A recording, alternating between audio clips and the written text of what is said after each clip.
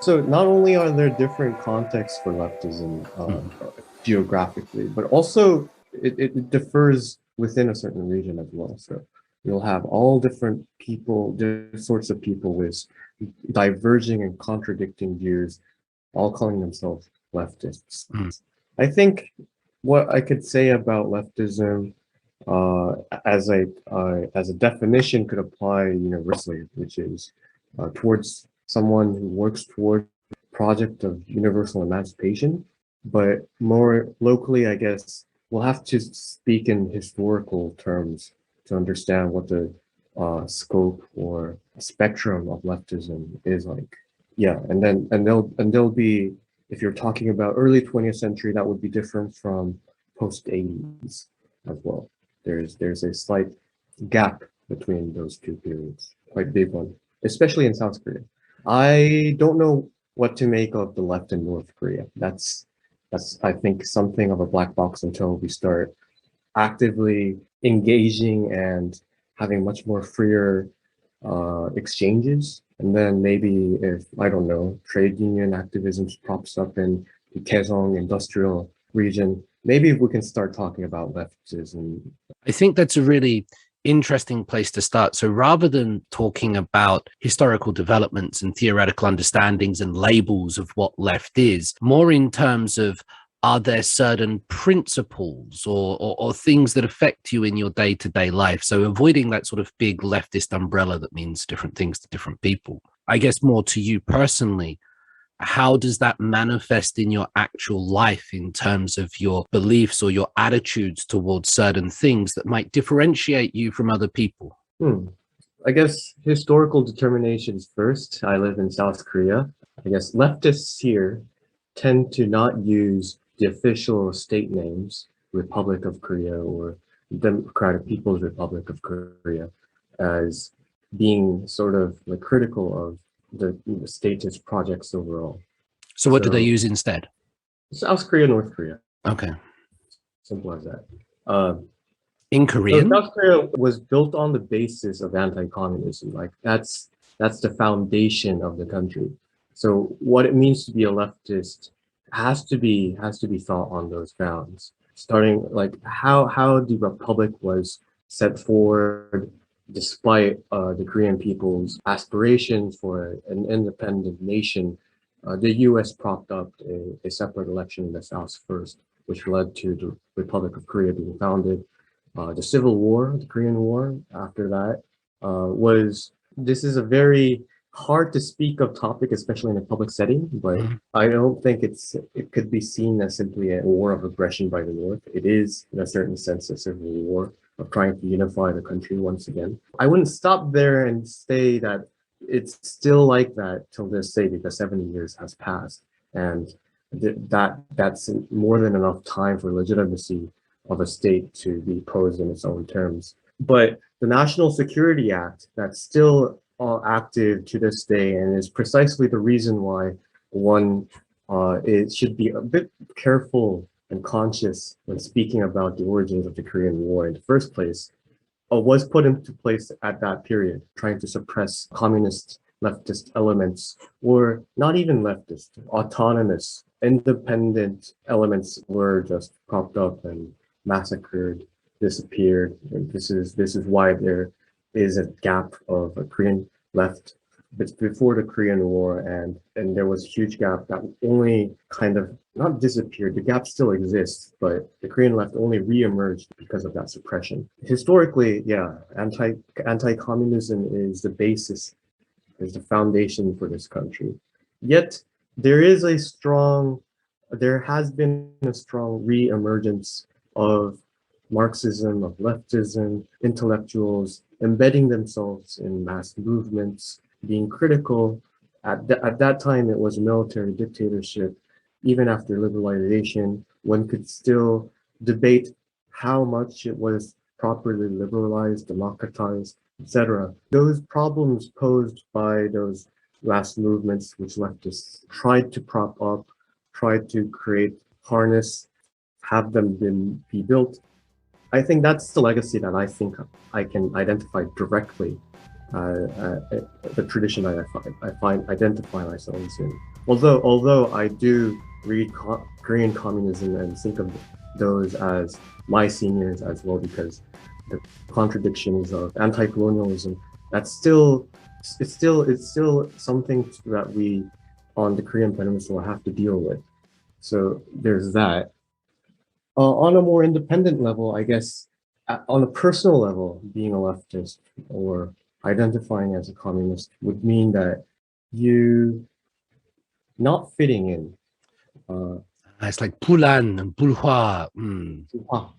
Bulhwa. Discordance, maybe in a troublemaker. That's too egoistic.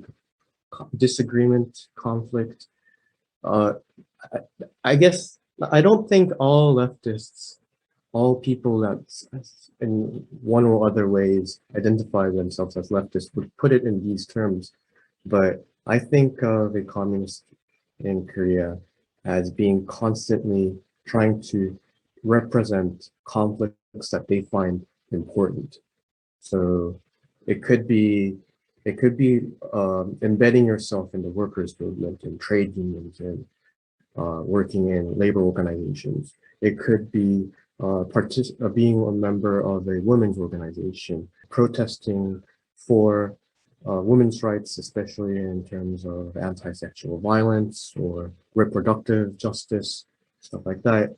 It could be sexual minorities. I've just read an article that had trans man accepted as a man without going through physical surgery of removing his ovaries. That's the first case being passed through the court. That is like massive discordance, because thinking about how citizenship is defined and those that don't fit that mold are discriminated against, and how social systems are built upon those expectations.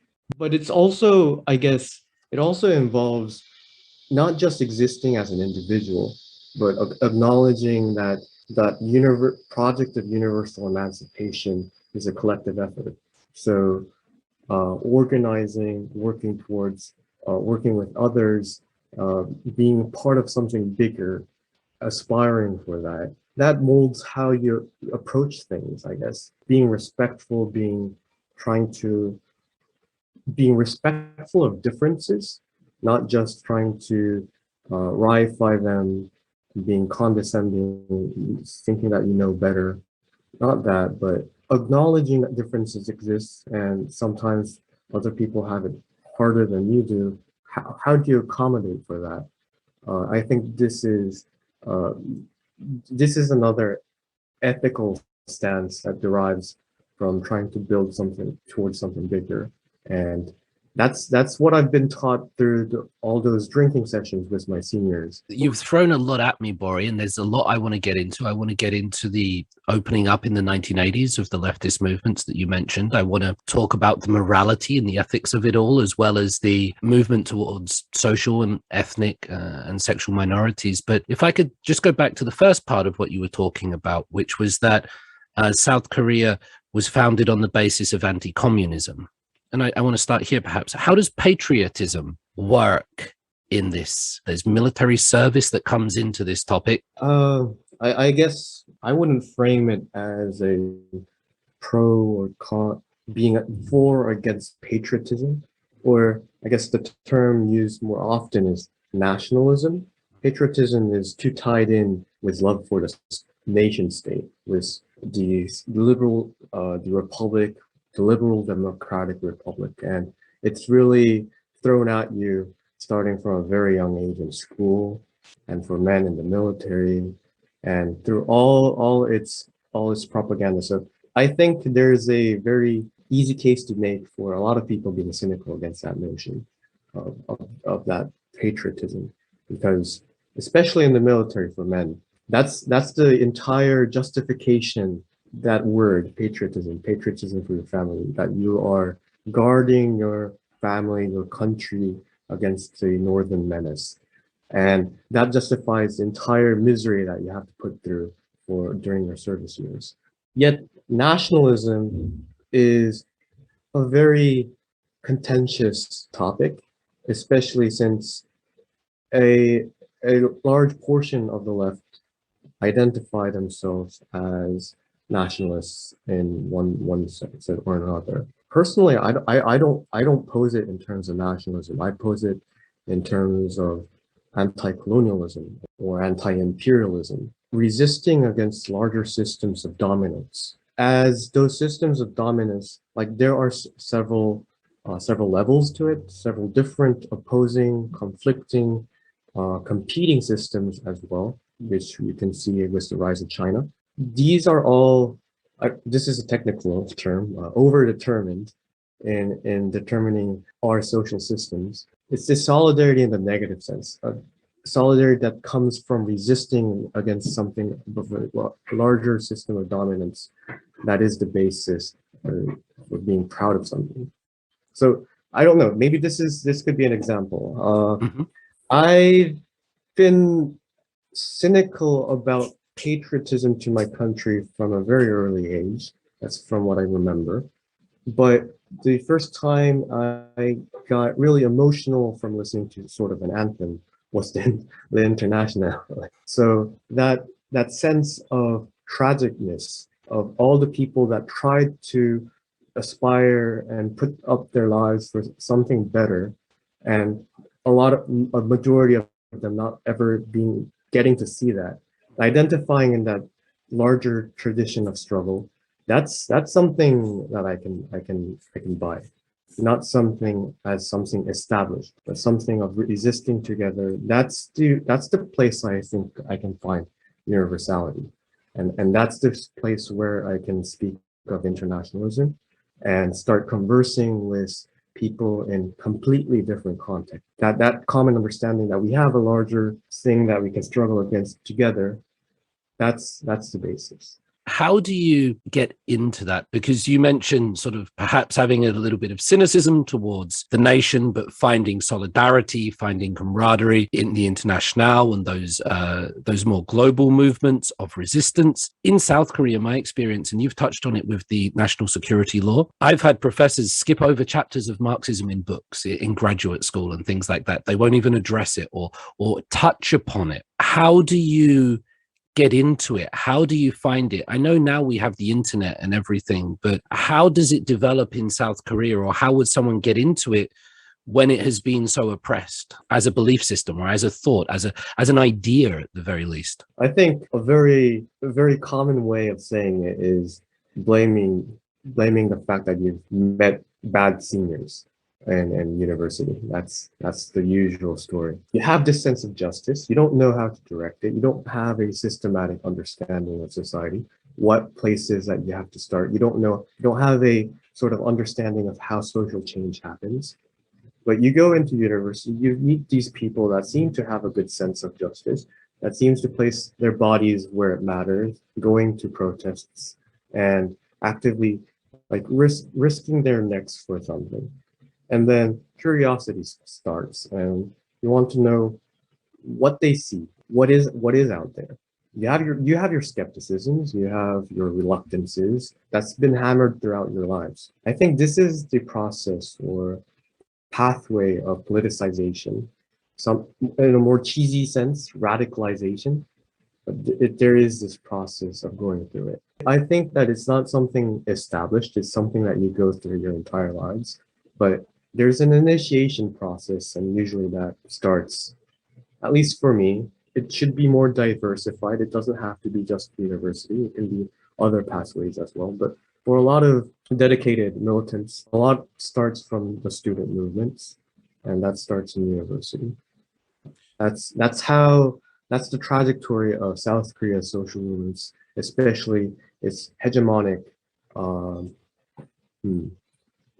state after the 80s. I might bring up some names that you might disagree with, and so that's why I'm going to perhaps give them to you. When I was reading people such as Lee Nam-hee's work on the Minjung movement, what I found fascinating by that work was two ideas. The first one, that university students would would get fake IDs and go into factories and things like this to try to tell people of their rights, of their solidarity. And so just like you were saying at university, but then it sort of went out into society and factories and the laborers. The other thing that I noticed on that was that these ideas were often coming from the elite universities. And I find a wonderful paradox in that. And it was also like later on that the first LGBT communities would come out in the elite Sky universities. So do you have any opinion on the idea of university students then taking these ideas to the workers? And then the question of that being, well, are they the workers' ideas or the university people's ideas? And also the fact that these ideas seem to be coming, at least how I read it, from the elite universities. So yeah, there definitely is. I don't want to simplify it, but it is a contradiction there, and it exists, but it's also how things work. Ina means you're talking about her book, The Making of Minjung, right? Yeah, that's right. It's a fascinating work, and I ponder about it often because I don't think anyone would claim that South Korea's social movements are at its peak right now. So there's this sense of loss, this sense of melancholia, which is touched upon Anglosphere literature as well. But I think Inamhi kind of situates that in a Korean context about the rise and fall of the notion of Minjung. But that wasn't your question. It was more about how the radicals start out from elite universities and go out to the masses. How does one address that discrepancy? That's it. I ask it respectfully as well, by the way, because it's something that don't know how to explain. Yeah. I guess in orthodox Marxist terms, it's called the merger formula, where there is already a sort of workers' movement that fight for their own rights that has risen spontaneous here in the sense that not directly identifiable as Marxist. And then you would have the Marxist intellectuals, party cadre, and how do you merge these things together? It's a very central problem. How does these ideas of how to build a better world, where do these come from? And then what are intellectuals' roles in permeating, disseminating, propagandizing, spreading the word? This difference, how do you address that? I guess like there are several ways to approach the question. I'm not certain how to answer it from the question you've posed. I had thought about intellectuals' roles, but I guess one point would be that it's not particular to South Korea. Right. But what is particular is the extent of this, like the centrality of the students' movement, how it's still tied into social movements at large. So a lot of militants, activists, in the feminist movements, in the LGBTQ plus movements, in the more older generations, starting from, I guess, 30s and upwards, they all have one like experience in student organizing, more or less, even if it's like in a rejection of leftist politics. They've all dabbled in it in one sense or another. It's because student politics, the student movement provides space where you can really develop your capacities to organize people. Starts out with people that you can identify with more directly, like-minded people from more or less similar backgrounds, and the strong culture of bonding. That's your mass base.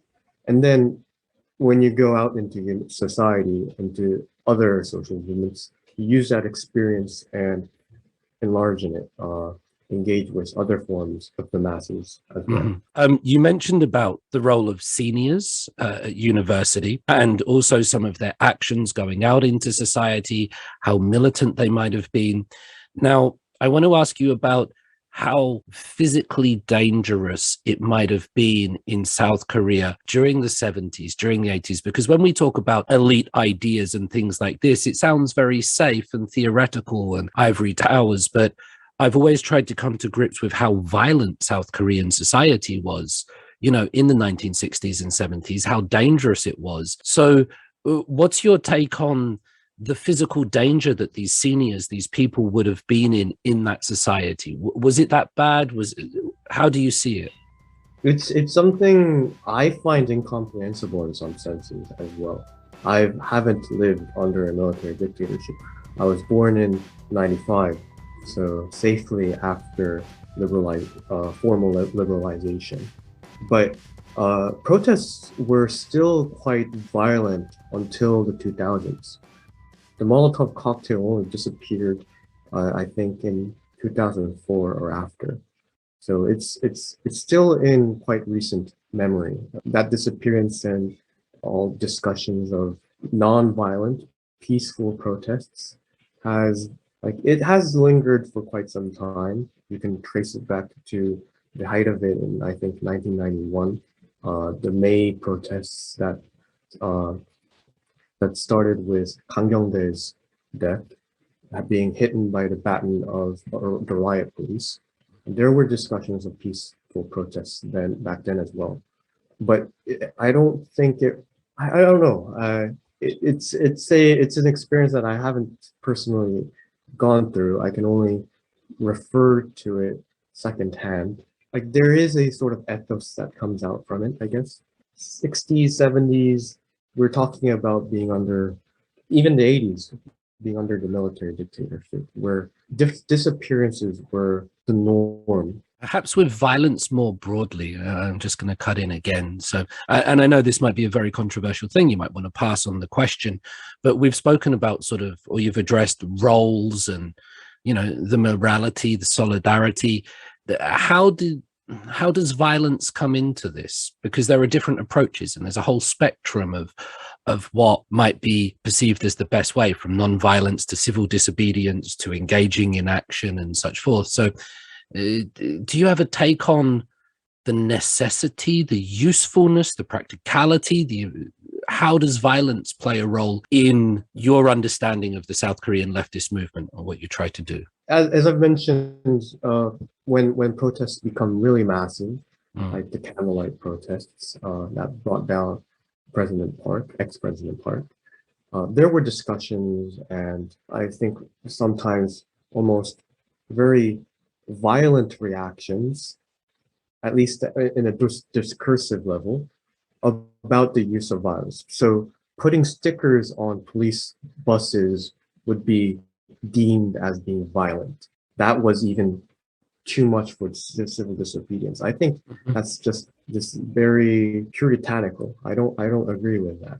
But also, it's not that you can say that violence is necessary, that you want to advocate for violence, because we don't have the power of the state behind our backs. We're also always on the defensive. What it means that violence is necessary would be that a recognition that it can become violent, and that would come from state repression first and foremost. But that said, that doesn't mean that violence isn't deployed by forces resisting as well. And that's a very thorny question. Yeah. And if you ask me how the left or social movements in South Korea address this, that would be a much more sociological survey. But if you ask me what my thoughts on it would be, I think would be much more clear, as I have theoretical resources to draw from. In particular, the philosopher Etienne Balibar, who deals with this question of the lacunae of Marxism dealing with violence. So you'll have, on the one hand, the justification for any sort of violence because it's counter-violence, because it's a force of resistance. So you'll have Trotsky advocating that the end justifies the means, so that any force used in the process will be justified. You can see excesses, you can expect excesses coming from that.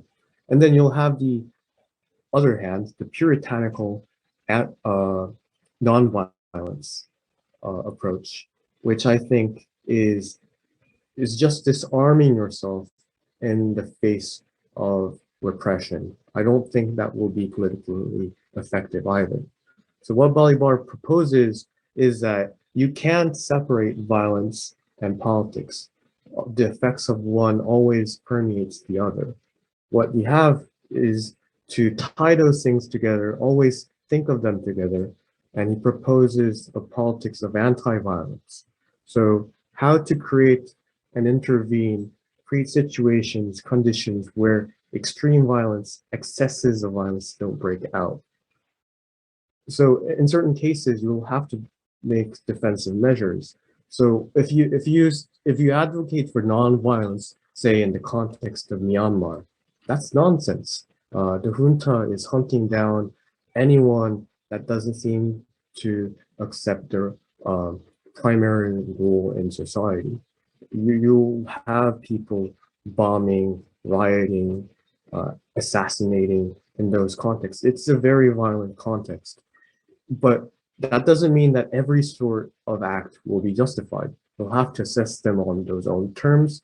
And the ends would be trying to create the conditions where those extreme violences, massacres don't break out. It's a very difficult question. Bolivar doesn't talk about this to say that he holds any answers. And these are always precarious moments where there is no guarantee that you'll have a solution. But what I think I find useful from him is that you can still think of it. You can try to address it on its own terms. And I think that's very useful. Context matters, and it needs to be addressed with inside a context rather than being ideologically stuck in one position. It makes a lot of sense. If I try to jump forward a little bit, Bori, and you've spoken about this kind of leftist revival in the 1980s. What is a leftist revival? Because the 1980s we still see as kind of a very politically tense time. We have, as well as anything else, we have the Gwangju massacre, we have Chun Doo-hwan's military, we have North Korea with the Myanmar bombing and the Korean Air and all of this. It's a very heavy time, I think, the 1980s, and in Korea alone. And amidst all this, you have this leftist revival you've spoken of. So what is this leftist revival? Where does it come from and what does it look like? From my understanding, if we go up a bit to the early 20th century, the independence movement, the anti-colonial, against anti-Japanese movement, seeked resources from both theoretical but also practical abroad. One primary source for inspiration was the Soviet Union. So a lot of nationalists turned into communists after visiting Moscow after 1917. But also the Comintern also funded a lot of the independence movements. And there was a particular interest in the Koreans' rules, both in the Japanese Communist Party and the Chinese Communist Party. And the Koreans played their role throughout the early 20th century. As I mentioned earlier, they were wiped out after the Korean War. Throughout and after the left lost its footing in the South, and there was no recovery until the 80s. And that's what I speak of as a reemergence. Now, how that happened would be Gwangju. So before that, the intellectuals critical of the military dictatorship thought of their alternative as a US liberal democracy. So from a military dictatorship to a system, a political regime with more formal rules that weren't arbitrarily deterred, where you'll have like voting rights universally, etc. So there was this sense of, and I guess that just was, we have to put this into the context of the Cold War looming large and South Korea being the underpartner of the US. So even that was the ideological boundaries until the 70s. And although those intellectuals played their roles in resisting against various things under the dictatorship, they were intellectuals. They weren't embedded in larger mass movements. But with Gwangju, with the massacre in Gwangju in 1980, after Chun Doo-hwan overtook the throne after Park, that cleared away a lot of illusions of what the US's rule was. There was a sort of rejection of the US liberal democracy model. And if you clear that out, what would be the alternatives? People seeked out more radical resources. One of them would be Marxism, and what of its central tenets would be the central role masses, especially the working classes, play in historical social change. And for that to happen, the intellectuals would have to go out and organize, or help them organize this themselves. So the 1987 was the turning point for South Korea as it formally liberalized. But before that, we also have the worker struggles of July, August, September, right? Yeah, of those 3 months. That didn't just break out spontaneously. That was the result of a decade of underground organizing, of students going out into the factories, of trying to create conditions where workers could organize themselves. A lot of that would involve the intellectuals putting the work in themselves, because they would have to teach literacy. They would have to teach the notion of having rights. And there's this much more educational model rather than pedagogical, perhaps, in those times. But yeah, that eruption happening in 1987 didn't just erupt. There was a period of underground work before that. And that was what I was referring to as the reemergence of Marxism, of leftism in the 80s. It turned into a real mass movement, a real turning point for South Korea. And it's interesting to hear you describe it as a rejection of the American model, having seen what takes place in Gwangju, that then alternative models are sought. Do you see from the 1987 and that period that builds up to it, do you see any theoretical connection, practical connection, realistic connection between those 1987 movements and everything that led, and the latter 2016 huge impeachments of ex-President Park Geun-hye? Are there similarities in that from the leftist perspective, or are they completely different? These are two different singular events. Okay. Right? So also, when I talk about a rejection, I'm not saying that everyone rejected, but certain elements found it convincing to reject the liberal democratic model. A large portion, but still a very small minority of intellectuals played a big role in starting to not just talk amongst themselves, but to actively play a part in organizing the masses. Has that played a role in the 2016 protests? Certainly, in the sense that we're living in the aftermath of that revival. There is like twists and turns here and there, but those mass organizations that developed after that period still exist in some cases smaller capacities, in other cases bigger. The KCTU having over 1 million members. That's like an achievement. That's certainly a development from before. The numbers, we can talk about limitations certainly, but that's probably wasn't imagined back in the 80s. Right. That scale of numbers. If we take that Korean Confederation of Trade Unions, and I want to use that to bring us a little bit up into the modern age, they had a big movement on Wednesday this week. And what I noticed was, outside of social media, a kind of lack of media coverage of it, that it wasn't dominating the news. It wasn't sort of big on the terrestrial television news or things like this. So using that as an example and also thinking more broadly, do you notice a lack of media attention on leftist movements?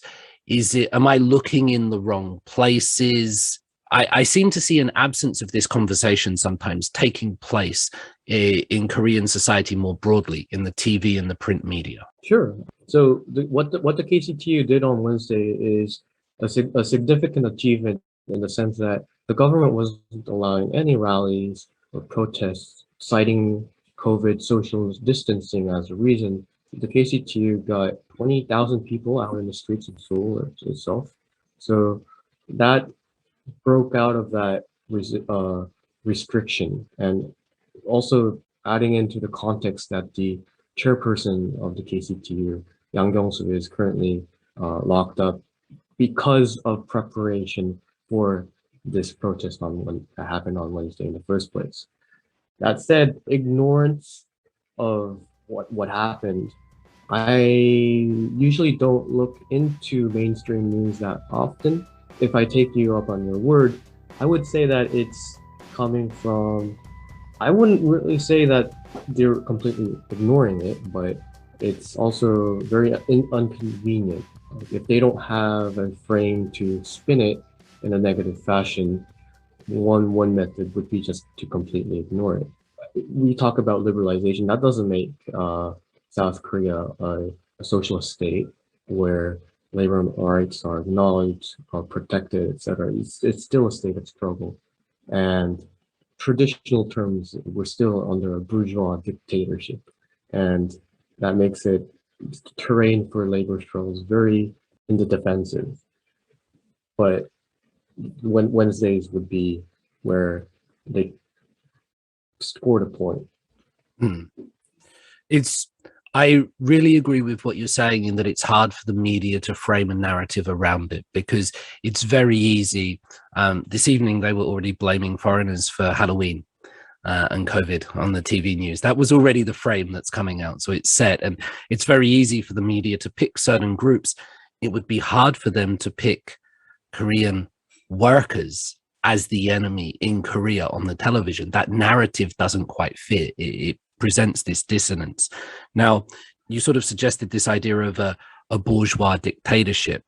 A lot of attention, international attention, is now on Korea as the home of Squid Game, as the home of Parasite, as the home of class consciousness, that perhaps the possible next president, Jae-myong, might come in and start implementing these things with his background. There would be two parts to this question. The first one would be, do you have any comment or observation on how sometimes international media frames Korea in terms of these issues, in terms of human rights presidents and Squid Game and Parasite? They're addressing these things. Does the outside view and the inside view correspond? The second thing would be, do you have any comment about the possibly upcoming next president being a solution to labor troubles with his proclaimed background? The easy answer to the second question would be no.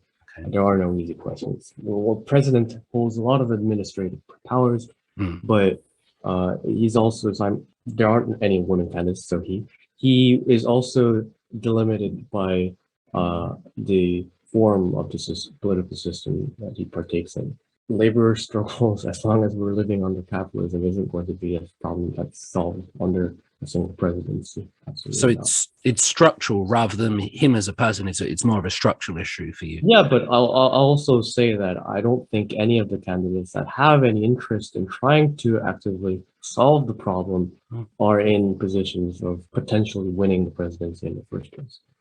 And that leads us back to question one. And I guess my role right now is, observing how South Korea registers foreign events, trying to identify ones that could matter and sharing that domestically, but also, yes, the Squid Game international phenomenon, which I haven't watched, but I'm starting to think that I should probably watch it to preserve my Korean credentials. But also that spotlight with the general strike rally happening on Wednesday after that phenomenon, like having spotlight onto Korea, that was quite interesting, because this rally is, it is a big event. It is significant. Yeah. It is something to be registered, but it's also an annual thing. It's not a one in several decades general strike. A strike of the name proper happened in 1996, 1997 against structural reforms with the Labor Act being passed under Kim Yong-sam. I found coverage of South Korean politics very lacking, and that's precisely the insularity, I think, that South Korean social movements have in the first place. Like, if you're a foreigner and you see South Korea's metal workers union going on a march against the riot police, in the late 90s, early 2000s, a lot of leftists around the world watch videos of that as riot porn, because we don't usually see workers go against riot police in an organized fashion and beat them up. That doesn't happen often. That doesn't happen these days, but what I was trying to get at was the insularity. If you have interest, you've seen those videos, you want to get to know about South Korea's social movements, there's no resources out there that you can read up on. It's very lacking. And sure, you'll have coverage of Korean history, of its culture, etc. But what are the central issues, the contradictions? What are they debating amongst themselves? How do they understand Korean society? How do they understand the position of South Korea in the world system, capitalist system? How much value extraction happens? Like, what are the debates happening? Those things are completely incomprehensible outside. Even if you know Korean, if you don't know where to look, I struggle as well, trying to get at what people are discussing in other organizations, etc. It's obvious that left coverage of South Korea would be very lacking as well. If you ask me about international coverage, it's out of my purvey. I don't really care for it. Find it amusing, but ultimately it's not my focus. Now, you did mention Lee Jae-myung, and that's another symptom of if we were to take up responsibility of the insularity of South Korea's social movements, because Lee Jae-myung is seen as a sort of alternative, is one of the contentious points within the left. Right. So if we, I guess, analogize it to the US context, the constant struggle is the left's relationship to the Democratic Party. The same applies to Lee Jae-myung. He is not a progressive candidate in any sense of the word, yet because he is of the Minjung party, certain elements try to line up behind him or with him and try to, I would say, opportunistically use that to gain some things. But I think that would be to the detriment to the social movements as a whole, because we've already seen what happened under the Moon administration, where lots of independent citizen society organizations, after gaining funding from the state, have no grounds to distance themselves from it, and they become incorporated, which makes them lose their edge.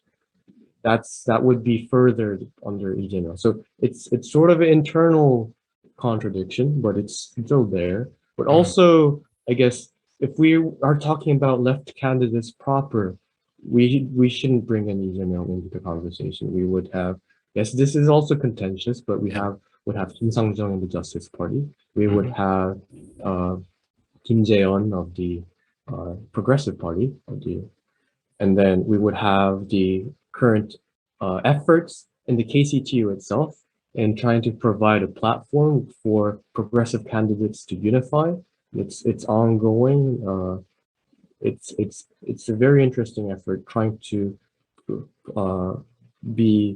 play fidelity to their principles of creating a political force that represents the working class in South Korea. All the fracturings that happened after the Democratic Labor Party attempt, that was also a KCTU joint attempt. That after that failed, it all fractured. We're still living in the aftermath of that fractures. This kind of platform attempt is trying to address that directly. So these would be the issues that we would have to talk about if we were talking about a left perspective of the presidential election. That a lot of people are thinking of Lee Jae-myung as a sort of a progressive candidate shows how much that we're not being able to communicate those sorts of things. That all those discussions are happening very internally in insularity. I'm very happy to hear you point to other politicians that you find that are more suitable, whether they're from the Justice Party or the Progressive Party. That's important, I think. If we go towards that sort of Justice Party idea, I want to, if I can, ask you a little bit about the role of minorities in society, because at the moment, if you read the press or the social media, South Korea is engulfed in a gender war. And that's not quite the right framing. There's a lot of hyperbole in that, in the way it's done. And in reality, in the university classrooms, it's not like that for the most part, but there is a certain amount of tension at the moment. Now, you've spoken about the solidarity, the togetherness. I noticed that, if I'm allowed to say, you use your pronouns in your Twitter bio and things like that. So this points to a certain awareness of minorities and rights and alliance and allyship. How does that play out in the leftist movement in South Korea? Is there fracturedness like we see in broader society? Is there more togetherness among sort of men and women and the LGBTQ community? What's the state of that at the moment in the left from your perspective? That's another massive question, because I'm curious. Sure. Social movements in South Korea are part of the totality. So obviously, contradictions that exist in the larger society exist within social movements as well. That said, like, one of the reasons on a personal level why I'm attracted is constantly participate and try to dedicate my time, energy, and also a longer period of my life within these perspectives, within these boundaries, is precisely because those differences may not always be successfully respected, but there's a commitment to doing so. And you can criticize those that don't live up to those commitments. Personally, I've been in male-dominated spaces, and I find those experiences very stressful and also very hard to bear with. So if I can, I don't want to spend a large portion of my time in those sorts of spaces, because there's this very sense of isolation when you go into those spaces. No one even registers what sorts of grievances occur there. We'll all have to suck it up, because that's precisely what sort of masculinity is cultivated through the citizenship tied with military service. It's not safe spaces, because that would indicate that you're cut off from a larger society. That's not the point. We're not trying to create utopia. It's not even possible within certain boundaries. You'll have to address the larger society anyhow. But amongst your comrades, that respectfulness can exist, or you strive for that, and you can openly talk about those issues amongst comrades, or at least those are the grounds. There's lots of failures. There's constant sexual violence cases, etc. Obviously, those are serious issues that need to be addressed. They aren't always successful. Sometimes it's drastic failures. I guess would talk much more about my aspirations and the people I associate with. If we were to talk about how they actually exist, that's a totally another discussion. We'll have to go into individual cases, sexual minorities, what role, what place do they have, vegetarianism, migrant workers, are they Chinese Koreans? That would be a separate category from Japanese Koreans, Jae-myong, although they're not mostly in Korea. And then migrant workers from South and Southeast Asia. And then migrant workers, in quotation marks, from the white foreigners that come to make a living teaching English. Those are all different. Yeah. So, and the social movements that try to organize those mass elements would be different as well. You said something really interesting, which is that you want spaces that are not just all one thing, perhaps not all male, but I completely agree with you. I want to hear from everybody in society.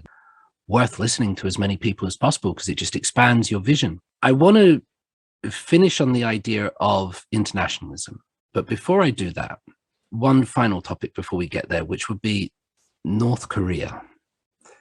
Now, listening to you speak for the last hour or so, we have this idea that anti-colonialism, anti-imperialism, bit of autonomy and sort of systems of oppression and removing those. And how does North Korea fit into this? Because it could be seen that North Korea, that's North Korea. It's here, it's very close, but it's just not South Korea. It's in North Korea. So from your perspective, is that North Korea? Is it doing it right? Has it misstepped along the way somewhere? Is it closer to what you imagine South Korea should be? Or how do you play this out, Bori? It's really hard to come across information about North Korea, right? Sound bites here and there that I pick up. For example, I recently watched part of a documentary filmed by a German Korean. I think she was either adopted into Germany or is the child of Korean migrant workers, the nurses and the coal miners that were migrated to Germany to earn foreign cash. Is it called Liberation, the documentary was? I don't remember the name, but yeah. there's a section where she goes into this monument and the guide explains to her about the feats, about the birthplace of Kim Il-sung, etc. And I just find it very familiar in the sense that that's the way propaganda operates in South Korea as well. So yes, the words are different. You talk about, I guess, fidelity to the revolutionary spirit, the excellency of Kim's, etc. But the format and the way it's delivered and how passively you have to receive that information is very similar. So I don't have any illusions about the superiority of the North. That said, I don't like the propaganda that comes out. Newstapa has recently delved into the documents of what the sources are for like international coverage of what happens in North Korea is, and a lot of time it comes from CIA-funded sources, like very obscure, no way to confirm stuff like that. Like when there's these jokes about the Juche necromancy because these important figures just keep on coming back to life. So there's obviously a lot of bullshit around that. There's also a lot of misconceptions of what communism or socialism is. And there's also this us-them, I guess, tribalism, if we can use those terms, against North Korea as perceived as an enemy. In certain senses it is, but my politics would try to pursue one that it no longer is. But anyhow, in that sense, there's like people out you perceive or groups that you perceive as your other, you can like project ridiculous claims upon it. So rejection of that as well. But then what is left to fill in the details is something that can only happen with more exchange, whether that be on a cultural level, on a personal level. And so I guess peaceful coexistence and more culture exchanges to the extent where I guess trains are linked together, railways are linked. We can pass through. South Korea no longer is technically an island, and we can pass through North Korea, get onto the Siberian line, go to Europe, not on a plane, but on a train. Like if that starts to happen, then we can see for ourselves what holds up, what the actual conditions of living is, how they perceive of the system they live within. But before that, it's really just hard to comment. And I think a lot of time is just spent on rejecting ideological claims. Even without those concrete knowledge, there's still room for a practice of moving towards, of conceiving of movement, forcing the government to acknowledge North Korea as like not the legitimate state of the entire peninsula, obviously, but a legitimate of it in the 70 years that has passed. We can talk to it as the states can talk to them with them amongst themselves as a legitimate players. They have, like, we can understand it from that perspective. We can advocate for the denuclearization of the Korean Peninsula and have the U.S. Army leave it, like peaceful coexistence. Like all these things can be done without knowing the details of human rights or stuff like that. The idea of recognizing North Korea is, of course, an interesting one. It's actually what I did my PhD on, you know, just recognizing its legitimacy as a nation in that part of the peninsula. I just ask you, if I could, about the idea then of the Kim family. So you touched on the Kim Il-sung mausoleum and a woman visiting that. And so, as I understand it, from a leftist perspective, there's not this, there's not a monarchy, or there's not the hereditary succession. And so when you look around the world, it wasn't young Master Stalin that takes control or things like this, but that's how it works. And North Korea is particular. It's unique in that way.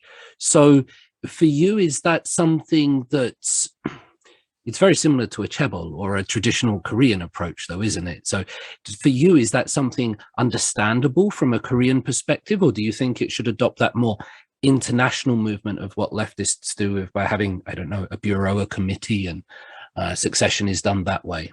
It seems to me that we can't analogize it, although like the succession of sons might seem similar between the Kims and the Lees in South Korea, because like the political systems they're operating within are a bit different. I think that's not the case for North Korea. Not that North Korea, what they're doing is great, but that the system is different, that the reason for a succession of the sons would be slightly different, even if it seems like a monarchy on a very superficial formal level. Now, is that understandable? I guess in some sense it is. Like we have in Cuba, we have Fidel and Raul Castro's succeeding each other after one. Like it's a contentious topic within the left, how to deal with very charismatic figures. Now, Kim Il-sung, Kim Jong-il, Kim Jong-un, like the three of them, we'll have to assess them on their own terms. I honestly don't know enough what to make of all that, but it's also, to me, it's not that interesting. Okay. We have far more interesting dynasties in the South Korean regime already, and those are the people that we have to deal with directly. They have much more power over our lives. You just mentioned Cuba there and some other places, so perhaps we'll try to come on to this last topic now, if we can, which is international solidarity. And so I'm really thankful that you've spent so much time talking about Korea with me, because I know you have this focus on international solidarity. So I guess we should probably start with, like, what is that? What does that mean? Because it kind of makes sense, but I don't know if I understand it as you perceive international solidarity, or even if I'm using the right words. No, international solidarity is fine. I think I use it alongside internationalism, and also trying to focus more on where I am in South Korea, and with our market connections in East Asia. I've also translated this piece about East Asian solidarity. But the point is that we're operating in a world system of capitalism, where this capital, I don't want to get into technical details, but it has its logic of its own. And although there are ruling classes within the system, they're also limited by the logic that capital imposes upon them. And this logic constantly expands, so that we can perhaps speak of only in the 21st century has the transition to capitalism has been finished, because we no longer have these sectors of the world being delinked from the system. So with all those post-socialist transitions to capitalism have taken place, we're only now under a complete world system of capitalism. Now, under those conditions, like you can't resist against it fully at a local level. You can't address the climate crisis on a local level. You can implement changes, and you have to organize at that level, certainly. But what those changes happen are going to be inconsequential, and you can't escape from that completely. So on that understanding that we're all in this small blue spaceship together, you'll have to start posing, like internationalism is not a program, but for me, a perspective of having to start making those connections. And then it's going to be much more meager when social movement spaces are weakened at this moment. But by trying to identify political actors that state actors are potential allies, but not always, because states hold their own logics of legitimacy and repression to trying to hold a certain jurisdiction. But for social movements which have much more maneuverable capacity, I think you can build relationships that are much more mutually reaffirming. And on that basis, we're trying to create something global in scale. It's what we start locally. For internationalism in South Korea, a couple of years back, we had this great trade war with Japan, a trade battle, if that's the case. And you could see that under the Moon administration, there was discussions of having a 52-hour work week, but those restrictions were loosened for crucial sectors, such as the semiconductor factories. And that was because Samsung has a very big political influence. But what was the rhetoric for justifying the case? Was it mobilizing the patriotism against Japan? And that was subsumed under the logic of Samsung capital. Now, if we were to have this sort of internationalist perspective, or we already had stronger ties, then we would have been able to see that Japan is not a monolithic, that there already exists resistance against the Abe in Japan as well. There is labor movements there. There are civil society organizations there. If we were to have been able to convince the public that what we identify with is not South Korea's administration, we don't identify, we're not selling out to the enemies. What we're trying to do is, yes, Abe is a problem. Yes, what he has said is worth it. And we already hold that perspective of feminist, anti-colonial. That's the only framework to understand and properly mourn what happened under the brutality of imperial Japan. Then we would be able to identify political actors within Japan to work with. Another example would be Samsung's factories, relocations from South Korea to Vietnam to India and other Southeast Asian countries. If you don't have that perspective, then if capital flights relocates their factories abroad, then you're like the dog barking up the tree because the chicken has already flown to the rooftop. So it's a necessity in that sense. It's not just an aspiration. It's not just long term, but it's also very immediate. It's also important to break out of geopolitics that operates on just the state actor level. How do we break out of that circuit of mutual destruction where escalating tensions lead to military clashes? We might be seeing some clash over at the Taiwan Strait in the next decade. And it's very concerning because South Korea earlier this year, Moon had come out acknowledging that there should be peace in the Taiwan Strait, which is kind of buying into that if US goes into a battle against China, Korea can get pulled in. This is also, there's technical issues of in wartime, the Korean military being subsumed under American forces in Korea command, which is also under the command of the Asia Pacific. If we can't break out of that state level actors, then we all leave our fates into the hands of government bureaucrats and politicians.